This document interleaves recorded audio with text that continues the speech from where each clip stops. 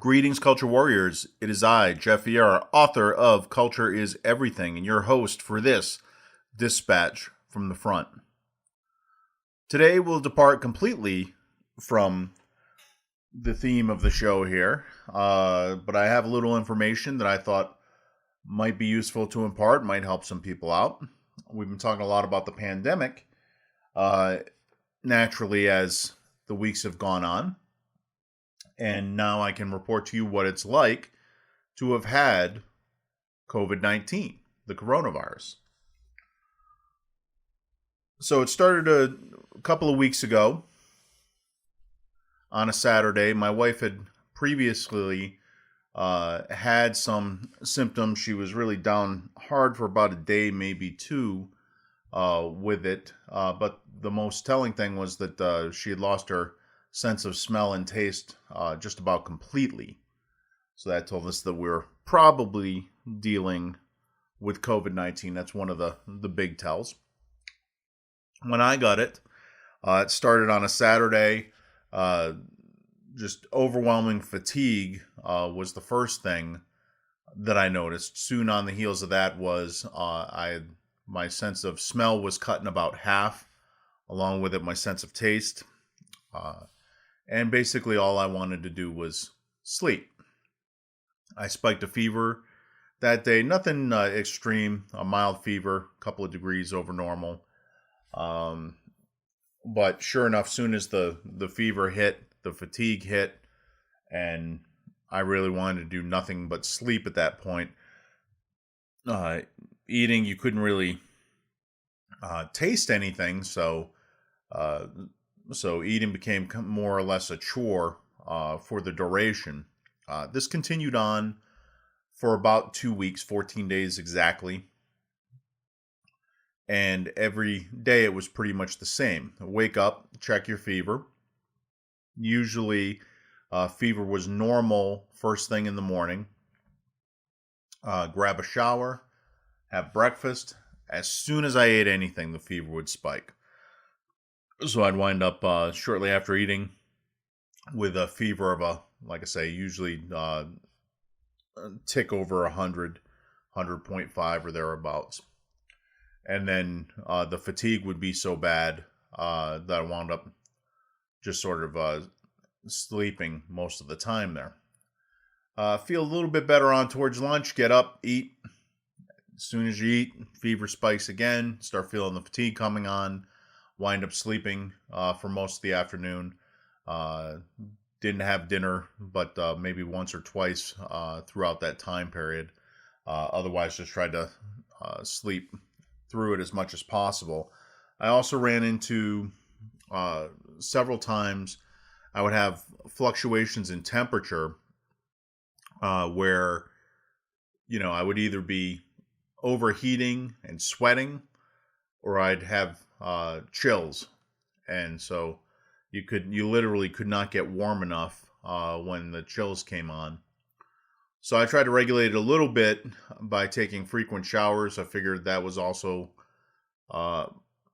good because it got me out of bed. It got me out of being prone for a little while. Was a good way to try and regulate some of the temperature fluctuations that I had. Also, obviously, it helps to keep clean when you've got when you're symptomatic and you're shedding virus. I figured they couldn't hurt to stay clean as well. But generally speaking, I would take a shower. I would feel okay during the shower, and then shortly after, I have to get right back in bed because either I had the shivers coming on or fatigue coming on, and I just had to try and deal with that. So you get to a point during this ordeal where you're convinced that you're not getting better and it's simply not going to end. Every day is pretty much the same as the day before. And so unlike with other diseases or the flu or whatever, sometimes you'll at least, you'll see a crescendo in the symptoms and then a diminuendo once you pass the peak, and at that point you're getting better every day. That's wasn't the case with COVID-19 for me. It was the same darn thing every day. The symptoms weren't, extreme. I did not run into much in the way of shortness of breath, although I felt almost like an oppression upon my chest as I went through this. So while I could get enough oxygen and I could breathe pretty deeply without much effort, it's still, you just had this oppressive feeling upon you. It's hard to describe otherwise. I had a runny nose part of the time, but that didn't amount to very much. It was the mucosa was clear, so it's not like a sinus infection, which can really kind of take you down. I had some amount of gastrointestinal problems, particularly early on. Those got a little bit better as I went along, but the fact was I wasn't eating that much, so there probably wasn't much to irritate the GI. I didn't really experience much in the way of headaches during that that period, so nothing to really report on there. My throat got a little scratchy a couple of times as I went through, but again, nothing severe. It was all mild, normal symptoms that you might have with any cold that you would get. It differed from the flu mainly in the lack of nausea, so I didn't have to worry about vomiting or anything. The cough was generally dry throughout. I had maybe one day towards the tail end where I had a little bit more of a productive cough, and I had one coughing fit that took a couple of seconds to resolve, probably from lying in bed so much during that time period. But other than that, I didn't lapse into pneumonia. I didn't have any other issues. While I couldn't do much during that time period because the energy level was just so low, I was able to get maybe an hour and a half a day of productive, time somehow out during that whole time period. So I would liken my COVID-19 experience to a significant flu. My wife and I both had a flu around the holidays about 10 years ago.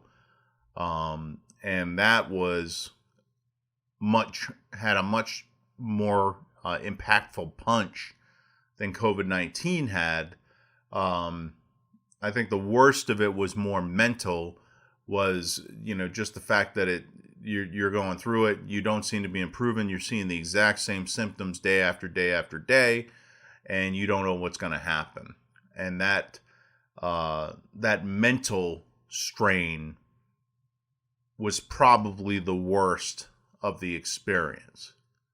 That said, there came a time 2 weeks to the day later, on Saturday, I felt pretty good.